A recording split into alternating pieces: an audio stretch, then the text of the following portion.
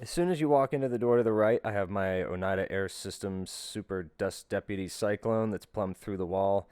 On the other side of that wall is a 1 horsepower Grizzly dust collector. The dust collection runs over to a center island there, and then it branches off to the planer on the far wall. Right in front of the dust collector as you walk into the shop is my 4x8 assembly table. Aside from being an assembly table, it also doubles as a router table. On the MDF, I routed out slots for T-track and then installed bolts with some knobs, made a custom fence out of MDF, and for the most part it works great. Underneath the table sits a Bosch 2.25 horsepower router, and I've had no complaints thus far. It's been able to handle everything I've thrown at it, from the littlest bit on the shelf to the big 3-inch raised panel door bit. Underneath the assembly table, I have storage for some scrap wood as well as smaller projects. Apart from having my dust collector in the separate bay, I also have an air compressor that's sitting right on the other side of this wall here, and that's been a big improvement in helping reduce noise when I'm working in the shop.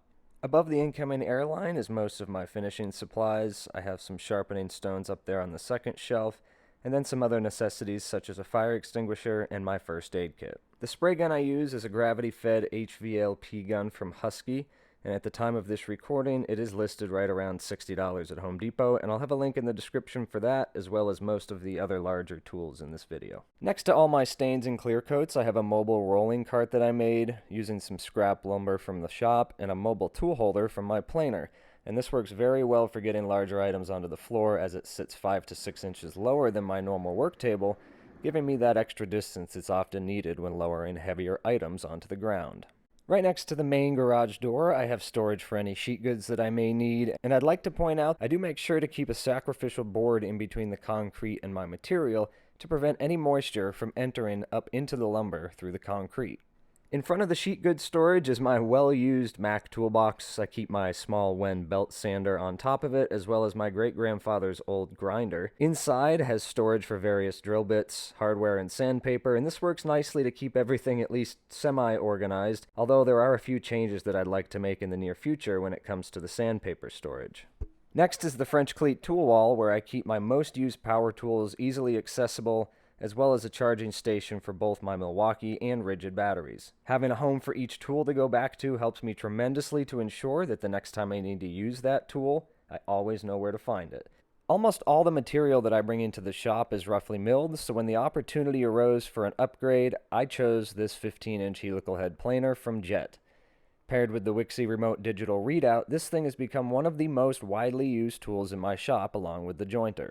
While this level of accuracy is not necessarily needed in woodworking, it definitely makes the process a lot more enjoyable. The planer is attached to central dust collection using a Y adapter and a 4-inch PVC pipe. The dust collection also drops down in the center island to branch out to my jointer as well as the table saw. The table saw is a 1 3/4 horsepower Dewalt that is wired for 220 volt power, which is a huge improvement to the original 110 volt that it came from the factory. While it's not the most powerful saw in the world, it certainly gets the job done. Moving to the back side of the table saw is my Ruobo inspired workbench, and while it's nothing fancy by any means, having a solid workbench in the shop can make a world of a difference when it comes to using hand power tools, as well as providing a sturdy working area for large and heavy items. On the far end of my workbench, I have storage for my 6 and 12-inch clamps, as well as my wood glue bottles, 5-minute epoxy, and CA glue. Moving these commonly used items to an area where they're most often used just saves time and hassle when doing an already stressful task, such as assembling a project. On the right side of the workbench is where I spend most of the time, as it houses my sander and vacuum, my little Amazon special blue dowel jointer, as well as quick and easy access to my larger parallel and F-style clamps as they're on the wall directly behind me. Another heavily used machine in my shop is this Grizzly 8-inch helical head jointer. I've had this machine for a little over 3 years now, and it is an absolute workhorse in my shop. Prior to this, I had a 6-inch rigid jointer that I upgraded to a helical style cutter head, and while there's a significant increase in initial cost for a machine with carbide inserts, the payoff comes over time by not having to spend countless hours changing and aligning blades. Plus, when you get a nick or start to notice a diminishing cut quality, you can simply loosen and rotate the cutter head up to 4 times depending on your machine, allowing for quick maintenance to get you back to building. On the wall behind the jointer, I have storage for all my parallel and F-style clamps, as well as tracks for my track saw. To the left of the clamp storage is my hand tool till, inspired by Timber Biscuit Woodworks, and although his is slightly different in terms of design, his video was where the initial inspiration came from, so I'll link that down in the description below.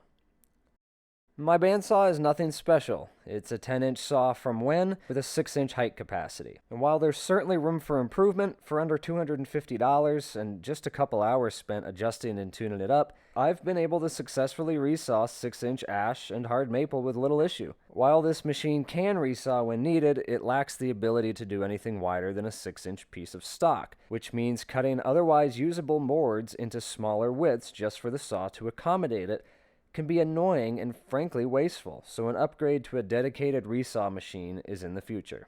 At the back of the shop is my miter saw and radial arm saw wall. I have a 10-inch Bosch Glide dual bevel miter saw as well as a 10-inch Craftsman radial arm saw that I purchased used for around $75. While it doesn't get used often, it can be fitted with a dado stack slightly larger than 3/4 of an inch wide or standard crosscut blade for rough cutting material to length. Right at the end of the tour, I have some vertical lumber storage, as I find I'm able to store more wood in this orientation as opposed to a standard horizontal rack. It also makes it real easy to sort through the boards and pick out the one you want, instead of having to remove them one by one just to get to that perfect board.